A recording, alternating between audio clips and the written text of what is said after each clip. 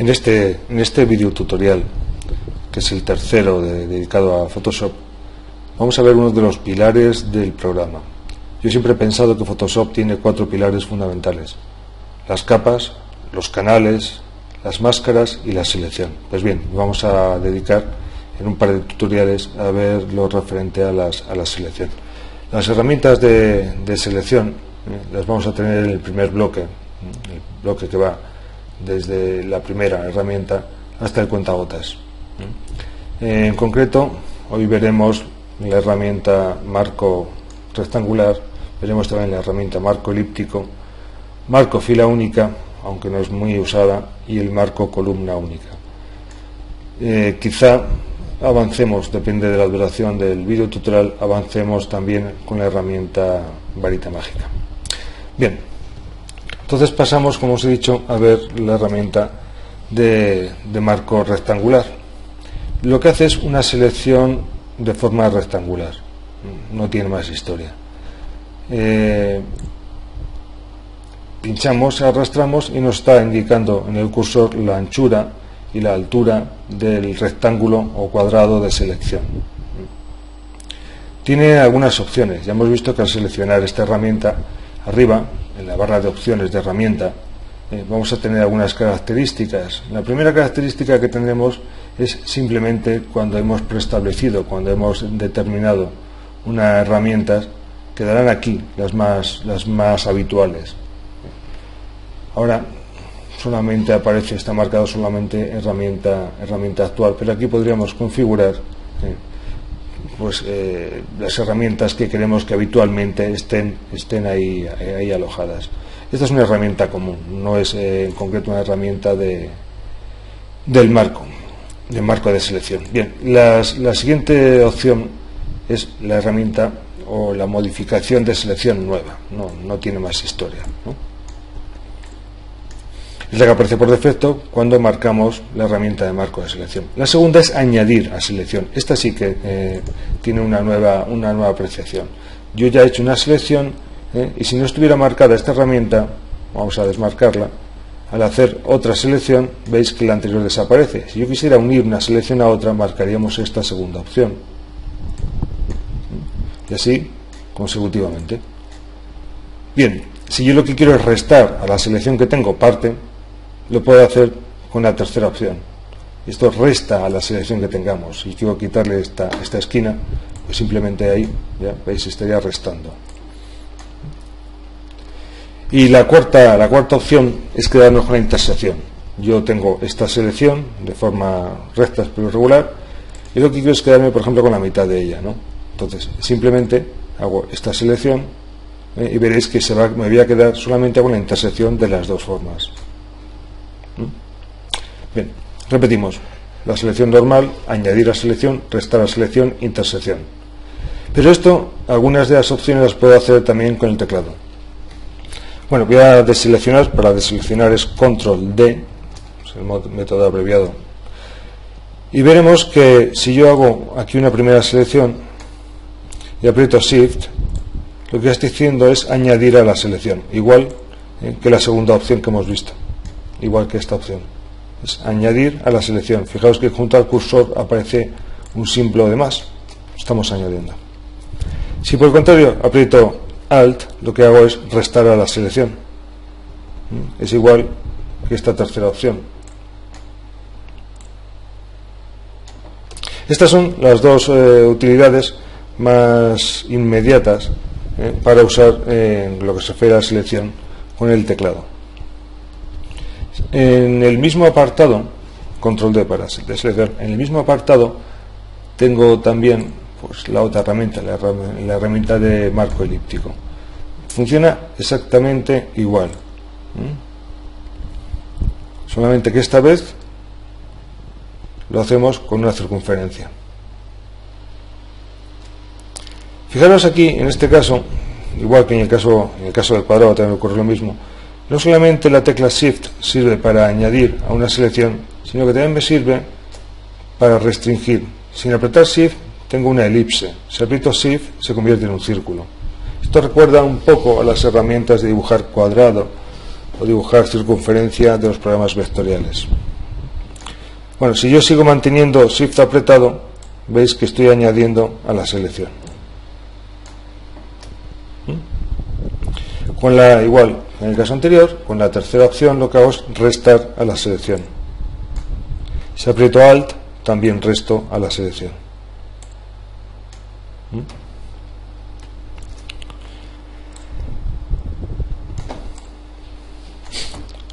Restamos selección. Bien. Intersección, pues nada, con la intersección pues igual, pues tenemos la cuarta opción. La cuarta opción, pues lo que hacemos es quedarnos con la intersección de las formas. Son herramientas de utilización relativa. Vamos a ver, las selecciones por lo general no son tan geométricas, no son cuadrados y círculos, pero a veces es una buena forma de iniciar un proceso de selección. La herramienta marco en fila única o marco columna única, bueno, nos puede servir como mucho para dividir un plano o dividir un objeto, pero realmente si nos fijamos la selección está aquí. Esta línea discontinua es la selección, no da mucho más de sí. Si le damos a la opción de suprimir o rellenar, podemos ver, casi no lo vamos a ver, podemos ver que ahí es donde se va a rellenar, en esa pequeñísima selección. Si ahora yo deselecciono, veis que se ha rellenado con el color negro que había elegido. Bueno, veis que estas, como os he dicho, son herramientas de una utilidad relativa, pero bueno, no está de más conocerlas, y a veces es una buena forma de comenzar a hacer una selección. Vamos a aprovechar lo que hemos visto hasta ahora, más que nada para ver una serie de características de las selecciones, de las herramientas de selección.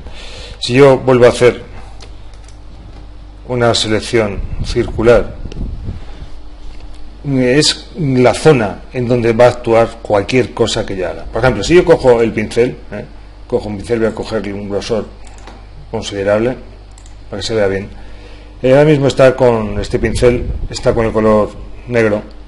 Veis que por más que yo insista, por aquí no voy a colorear. Sin embargo, dentro de la selección sí se irá coloreando. Esto es porque la selección sirve para eso, para actuar sobre una zona determinada.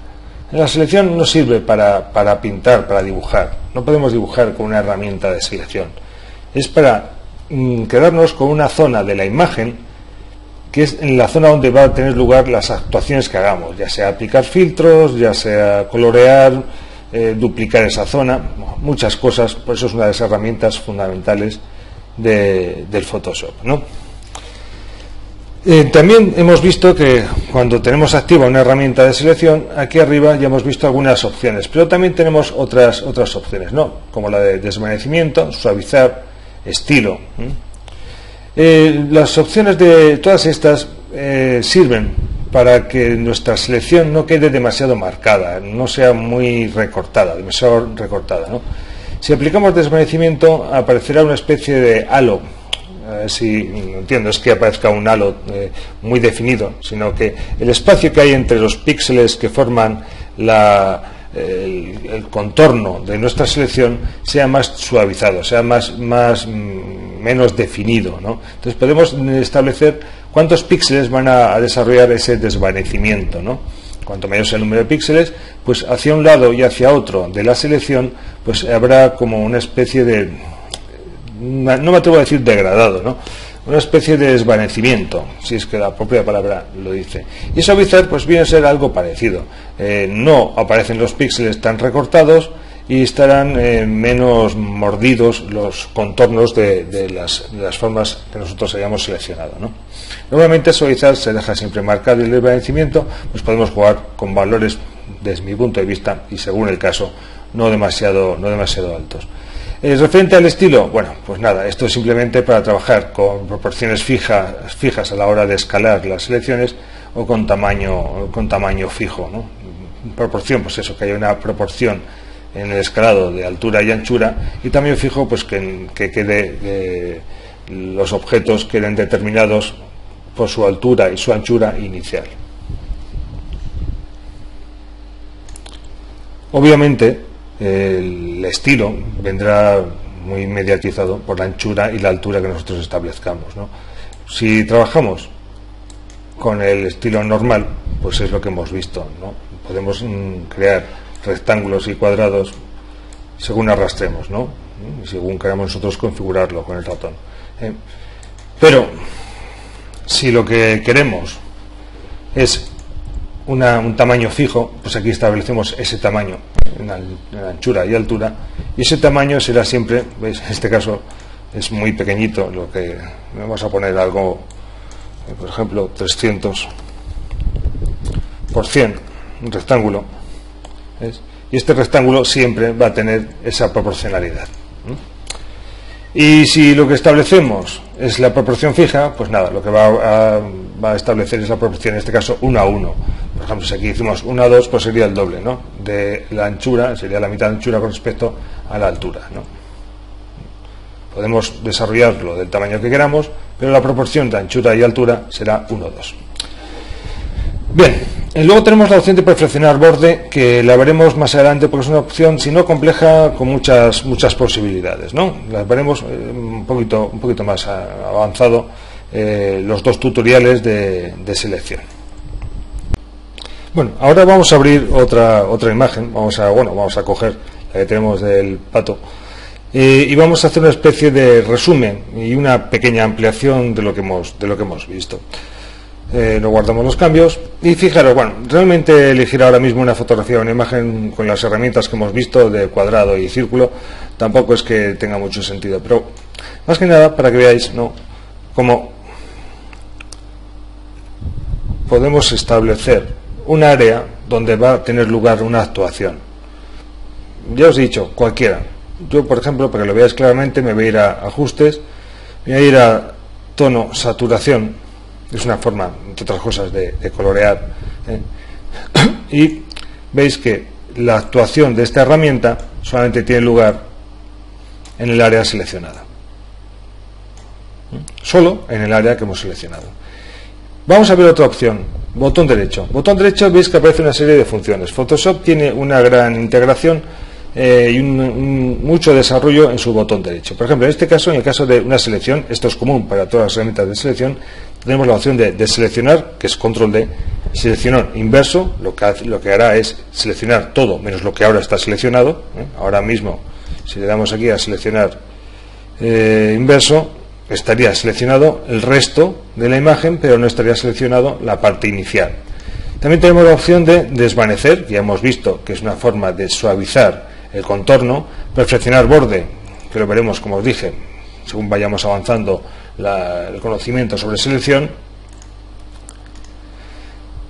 Guardar selección, esta selección quedaría guardada para luego volverla a abrir y aplicarla en otra imagen o aplicarla otra vez.